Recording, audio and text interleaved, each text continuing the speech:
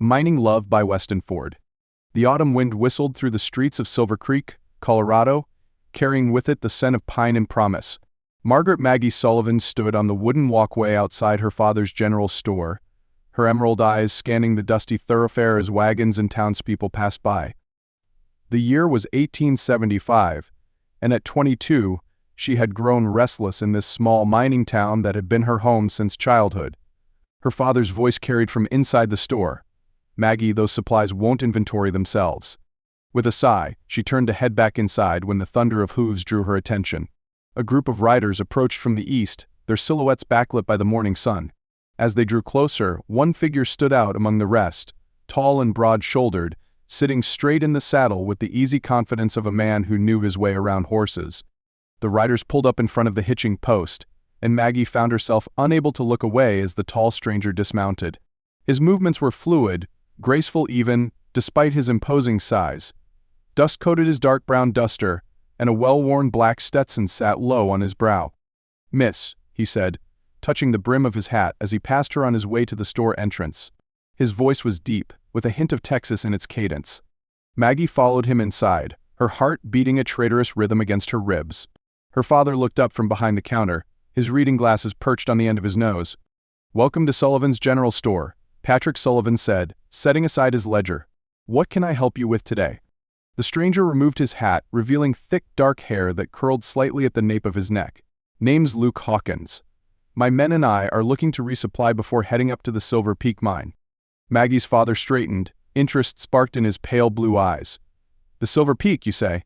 That mine's been abandoned for near on 2 years now." "Not anymore?" Luke replied, placing his hat on the counter. "I've purchased it from the previous owner, planning to get it operational again within the month." Maggie found herself moving closer, ostensibly to organize a shelf of canned goods. The mine's closure had hit Silver Creek hard, and its reopening could breathe new life into the town. "That's ambitious," Patrick said, stroking his graying beard. "The last owner claimed the silver had run dry." A hint of a smile played at the corners of Luke's mouth. "I've got reason to believe otherwise. I've been studying mining operations across Colorado for the past 5 years. Silver Peak has potential, it just needs the right approach and proper management." As Luke discussed his plans with her father, Maggie studied him from beneath her lashes. His face was tanned from the sun, with strong features and intelligent brown eyes that squinted slightly at the corners when he spoke. Despite his trail-worn appearance, there was something refined about him, suggesting education and breeding beneath the rough exterior. "Maggie," her father called, making her jump slightly. "Would you help Mr. Hawkins gather his supplies while I finish with the books?" "Of course, Pa," she replied, smoothing her skirts and approaching the counter. Up close, she noticed a small scar above Luke's right eyebrow, and the way his eyes seemed to warm when they met hers. "I have a list here," Luke said, pulling a folded paper from his coat pocket. Their fingers brushed as he handed it to her, and Maggie felt a spark of awareness shoot through her arm. As they moved through the store gathering supplies, Maggie found herself drawn into conversation with him. Luke spoke of his time at the Colorado School of Mines in Golden, of his dreams to build something lasting in the territory. There was passion in his voice when he talked about geology and mining techniques, and Maggie found herself sharing her own hopes of someday seeing more of the world beyond Silver Creek's mountains. "It must be difficult," he said as she reached for a box of mining caps on a high shelf, "being the most beautiful woman in town with no chance to spread your wings." Maggie nearly dropped the box, her cheeks flushing at his words. "Silver Creek has its charms," she managed, setting the caps in his basket. "Though I admit I sometimes dream of bigger things." "Dreams are important," Luke said softly. "They're what drive us forward." The bell above the door chimed as one of Luke's men entered. "Boss, we've got trouble."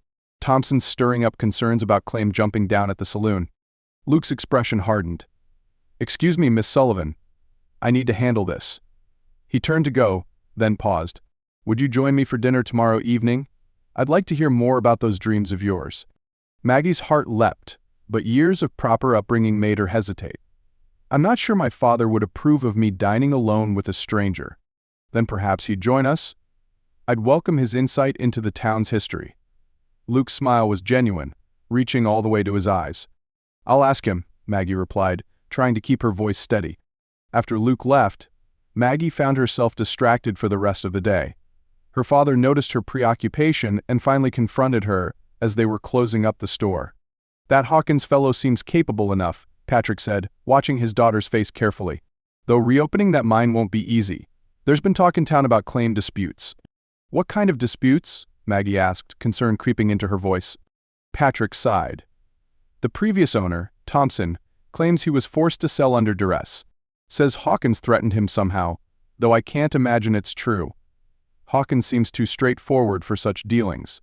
That night, Maggie lay awake in her bed, thinking about Luke Hawkins. There was something about him that called to her, despite the rumors already circulating through town. She had seen kindness in his eyes, determination in his bearing, and intelligence in his words. Yet her father's warnings echoed in her mind. The next day brought excitement to Silver Creek in the form of a town hall meeting.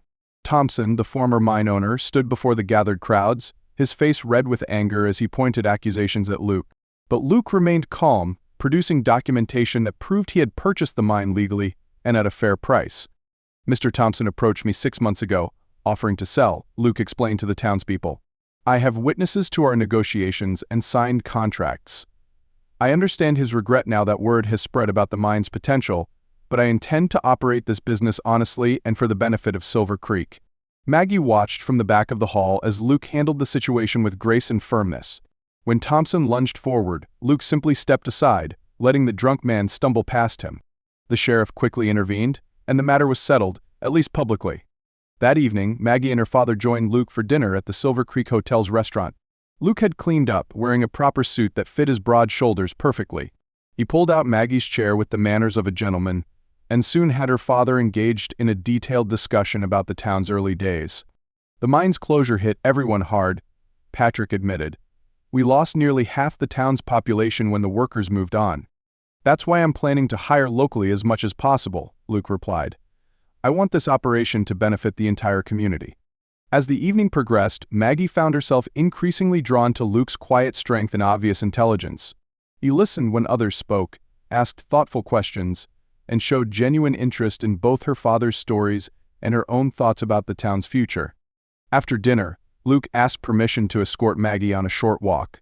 With her father's reluctant blessing, they strolled down the moonlit street. "I hope you don't think less of me because of Thompson's accusations," Luke said softly. Maggie shook her head.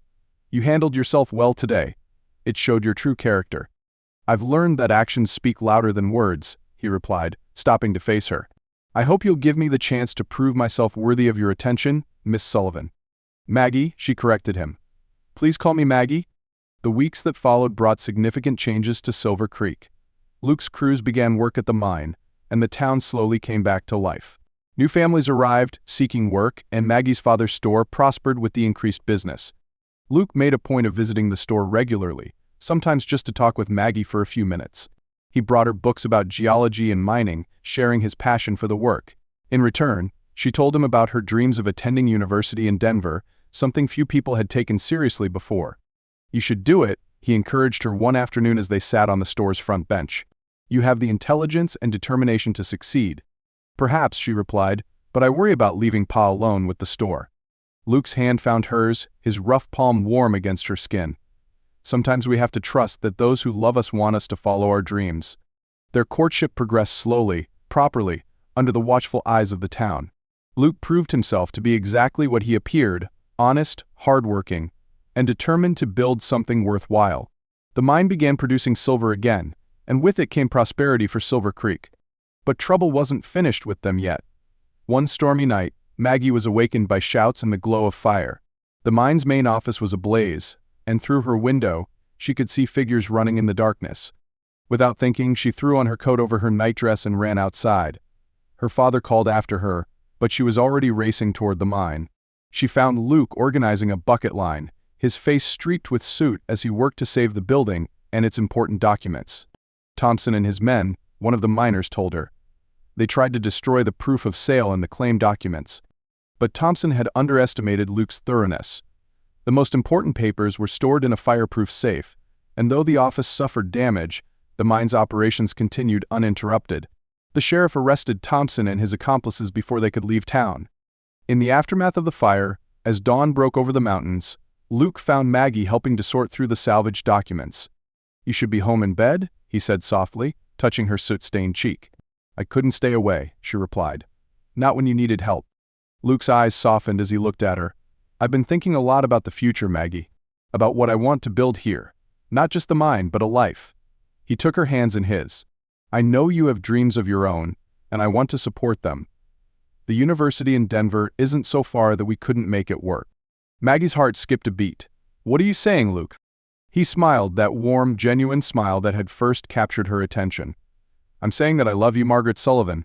That I want to build a life with you, one that includes both our dreams. Will you marry me?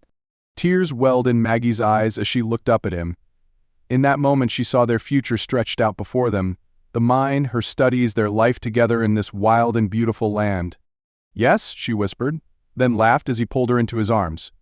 Yes, I'll marry you. Their wedding took place the following spring, with the entire town in attendance. The mine was producing better than ever, and Luke had already arranged for Maggie to begin classes in Denver that fall. They would split their time between Silver Creek and the city, building their dreams together. As Maggie stood beside Luke at the altar, she thought about that autumn day when he had first ridden into town. She had been looking for something more than Silver Creek could offer, never imagining that her dreams would arrive in the form of a tall stranger with kind eyes and big plans. Luke squeezed her hand as they exchanged vows, and Maggie knew that sometimes the greatest adventures begin right where you are, with the courage to believe in both love and dreams. The years would bring challenges and triumphs, but Luke and Maggie faced them together, their love growing stronger with each passing season. Silver Creek prospered under their care, becoming not just a mining town but a true community. And on quiet evenings, they would sit on their front porch, watching the sun set behind the mountains, grateful for that fateful autumn day that had brought them together.